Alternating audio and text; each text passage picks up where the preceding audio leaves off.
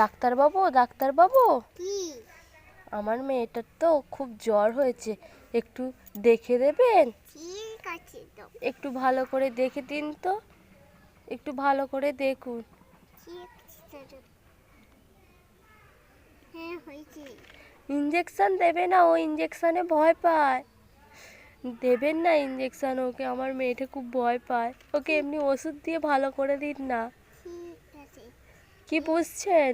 দাঁড়াও, ওষুধ দাঁড়াও।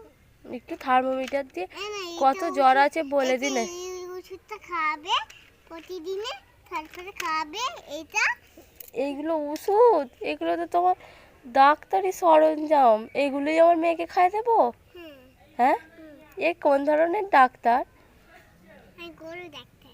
গরুর ডাক্তার? হ্যাঁ। এই ডাক্তারের কাছে আমি আমার মেয়েকে দেখাবো না, আমি আমার মেয়েকে নিয়ে